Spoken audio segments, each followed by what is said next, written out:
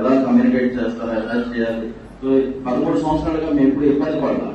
ఏదైనా చెప్పాలి అన్నా, ఏదైనా పిల్లలకి ఎలా చెప్తారు, ఎలా గైడెన్స్ ఇస్తాడు, ఆయన వర్క్ ఎలాగా ఎక్స్ప్లెయిన్ చేసుకుంటాడు అనే విషయంలో సో ఎక్కువ ఇబ్బంది.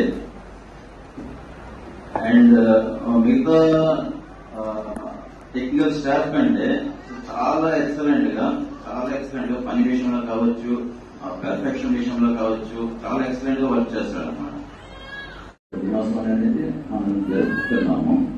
అయితే ప్రపంచవ్యాప్తంగా మన ఇండియన్ సైన్ లాంగ్వేజ్, మన భారతదేశం సైన్ లాంగ్వేజ్ అనేది ఇంచుమించు 60 లక్షల పైగా ప్రజలు దీన్ని వాడుతున్నారు.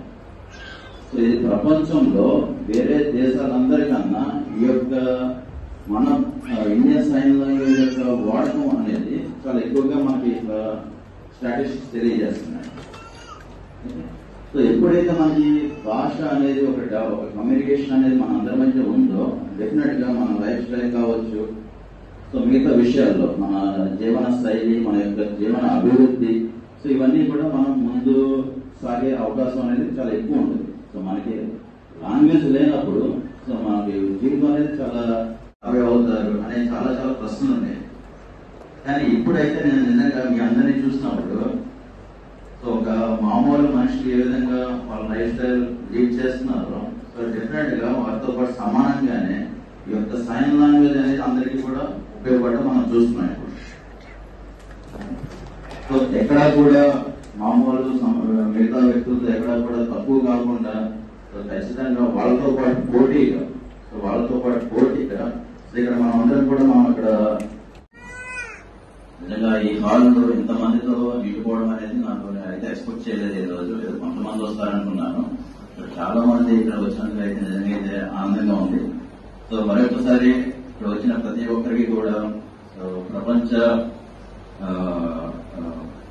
ఇంటర్నేషనల్ డే ఆఫ్ వారికి కూడా స్వాగతం చెప్తున్నాం.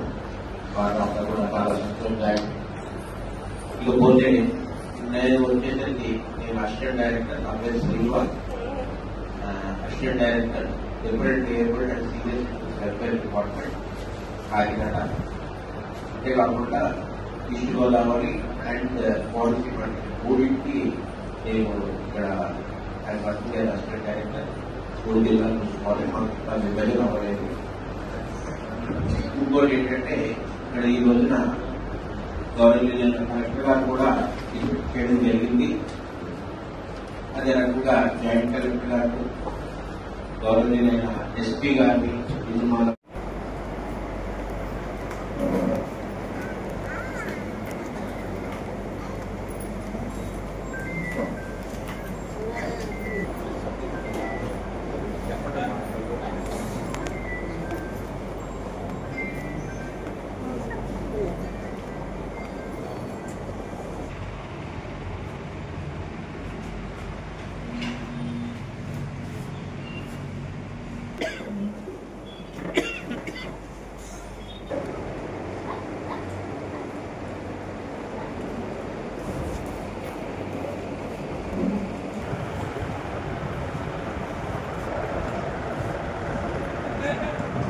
పెట్టకుండా వాళ్ళని ప్రోత్సహిస్తూ వస్తున్నాం.